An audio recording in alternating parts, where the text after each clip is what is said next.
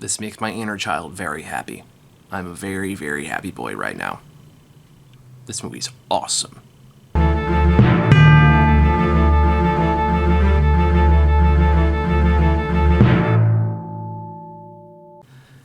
Hey guys, about back again with a movie that I actually get to talk about on release day when I'm recording this.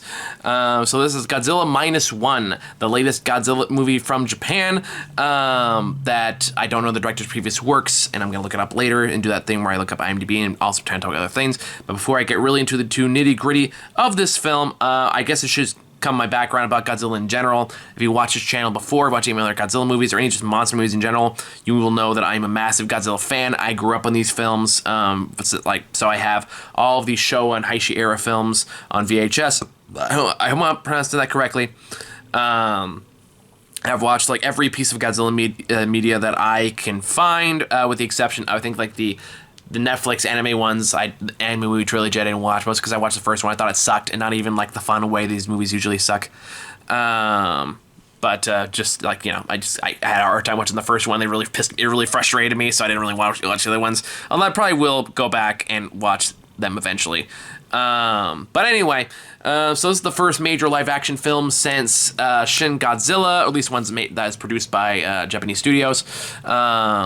And it has, there's been a lot of hype around it. The trailer is made to look remarkably intense, and I can say that the actual full product definitely lives up to that intensity. This movie is fucking great. So let's watch yesterday on opening night. I can say that there is cases where it is legitimately awe-inspiring. I'm very happy to say this is one of the best movies of the year. The way they nailed not just the monster of Godzilla himself, the design looks great, the way he moves, the way he acts, the way he inspires legitimate fear in the audience and the characters of the movie is fucking phenomenal. The way they present his, even the way he moves, where he moves kind of like he's still a dude in a suit, even though it is fully CGI, and it's just inhuman enough to be unnerving. And the atomic breath actually produces, the way they create the chaos and the destruction and just the tension with every step Godzilla takes, and just how much chaos is causing around him. All of it's developed in just in a way that really captures the scale, in a way that I don't think I've ever seen from a Godzilla film before. It's really impressive. And more impressive, and a feat that I don't think I've seen in any Godzilla movie ever, it's also the only Godzilla movie that I've seen where I actually care about the human characters. Because, I love Shin Godzilla. I thought Shin Godzilla was a great movie, but you go to a gun in my head, I couldn't tell you any of the characters' names or what they did. Other than, I think there's a bunch of scientists, and they're doing some stuff, and they eventually figured out a way to stop Godzilla by squirting some shit in his mouth. That's about as much as I remember from the human characters of Shin Godzilla.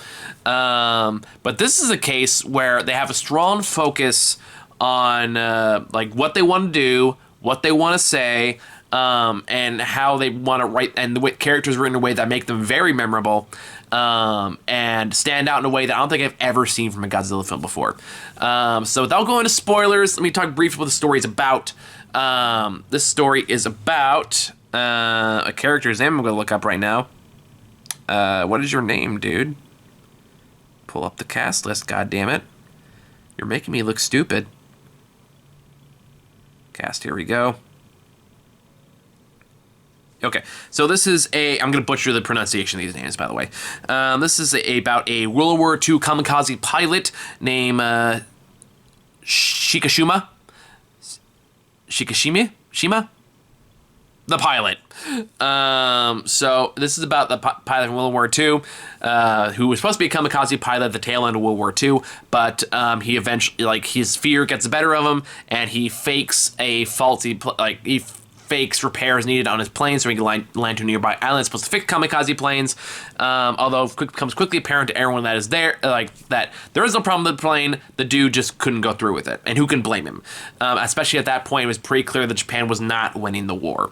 But while he's at this island, the island is ambushed by a more prehistoric version of Godzilla. The one is significantly smaller, probably more vulnerable. Still looks really kind of deformed, though, and is not quite sure what its deal is, but it does not look good. And because this pilot failed to act again in shooting the monster down when he has a chance, everyone except for like 2 people on the island died. So then he goes back to the mainland after the World War II has officially ended, and finds that his home and everything around him has turned to rubble. And the only people that are alive that remember him all treat him with shame because he is considered a kamikaze pilot that would not honor his country by fulfilling his duty. So he lives with this guilt and this shame for a good long time, and he eventually runs into a girl, like a woman, and I guess her adopted daughter, who are pretty much homeless and don't have anywhere to go. She's not the actual biological mother. She just adopted the baby after her birth mother basically begged her to take her on. And they kind of form a weird found family. Now, while all this has happened, like as time passes, they slowly start to rebuild their lives. Like he again kind of becomes his father to this daughter character, and they kind of form his family, even though they're not actually together. But he eventually gets a job, basically detonating remaining mines in the Japanese coast or the nearby surrounding area, with a few other people, and that includes like a younger kid who was never in the war but kind of has like, you know, that spark of a younger adult who wants to prove himself. There was one who's clearly called like the doctor because he's smart, he's got the big brains, and then one is the captain because he's the captain of the ship. All of them have very distinguished personalities. All of them are really fun to watch. All of them work really well with each other. Again, these are very surprisingly memorable characters. But of course, the nuclear testing site happens nearby, which transforms the prehistoric Godzilla that the pilot ran into early on in the film into the gigantic monstrosity that Godzilla ultimately is.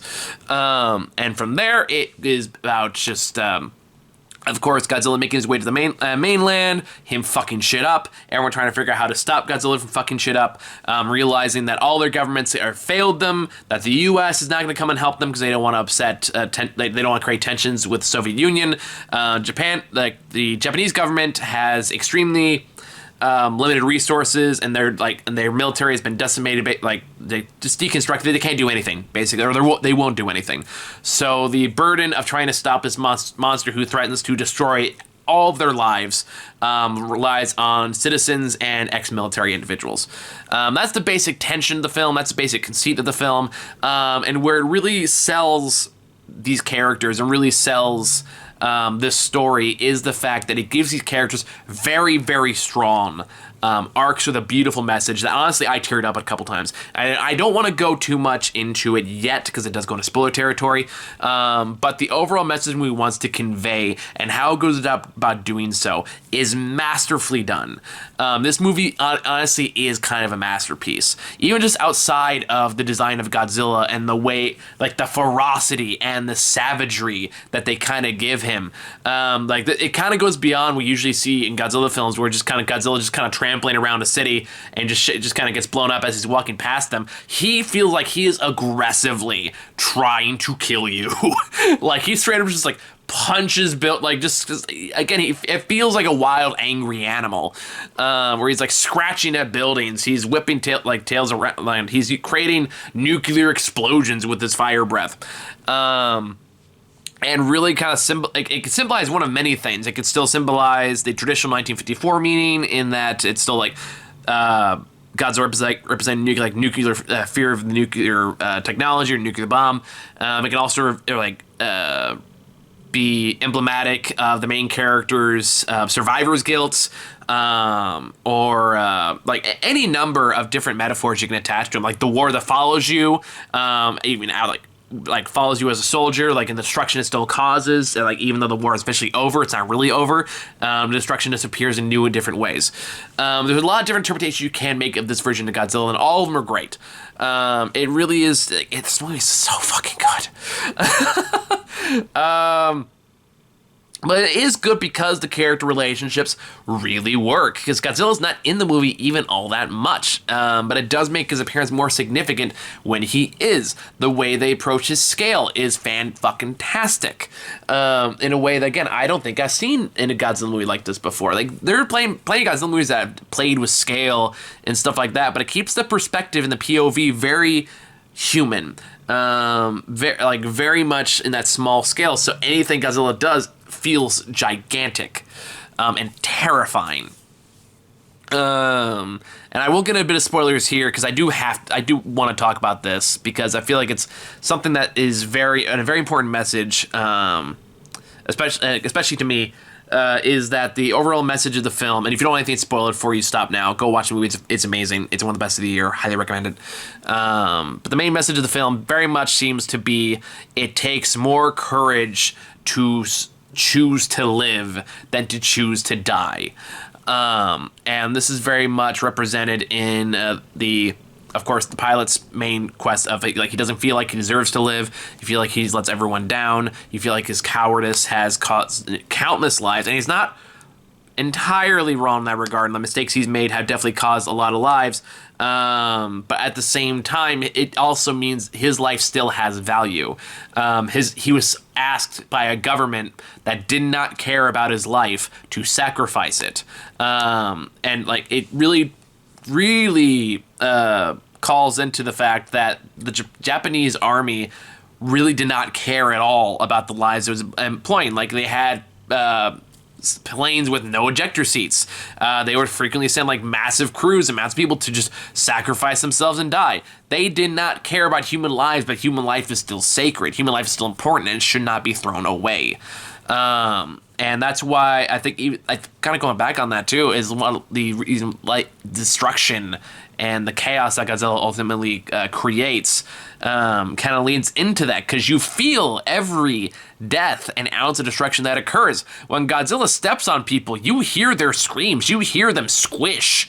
When Godzilla fires his breath, like there's shockwaves and massive gusts of wind, like shock waves that just knock entire buildings away. People go flying, and you just feel, you feel the chaos on the ground and how devastating it is. You see his reactions. The people around him just fucking die as this poor pilot guy just loses so much over the course of the film that he feels like. Anyway, sorry, I got distracted. And it's overwhelming how it's done. There's some ways that it's presented that is genuinely shocking. I audibly gasped on a couple points of this. But also how it talks about forgiveness and like recognizing that it's okay to want to live. It's okay to want to dream of having a better life again. That you are allowed to have that regardless of the shit you've been through. And it's just told by very sympathetically, very, God, I'm using the word very a lot, but I'm just so in love with this film. And it's one of the best Godzilla movies I might have ever seen. And I'm so happy that it exists, and I'm so happy that it exists in the form that it does. And again, just the design of Godzilla looks so fucking cool too. They really found a way to modernize the traditional look without going too far in the other direction and trying to distinguish it from others. It's the perfect balance of like modernizing while still keeping the traditional parts intact. But yeah, like the climax, I think if I did like any kind of criticism of this, is I feel like there are parts of the climax that definitely lack the intensity of some of the Godzilla's earlier sequences, but the way they choose to deal with him is very creative and very inventive, and I thought that was pretty cool how they did without going too much into spoilers there. I feel like where I said too much. But yeah, Godzilla -1 is a phenomenal film, easily one of the best Godzilla movies ever made, and if you're a Godzilla fan or just a fan of like cinema in general, I highly recommend you go check this out. So I feel like I've sung its praises high enough. You would know by now whether you want to watch this, so if you like movies like I do, go watch it. Unbelievably good. So, thank you guys so much for watching. See you all later.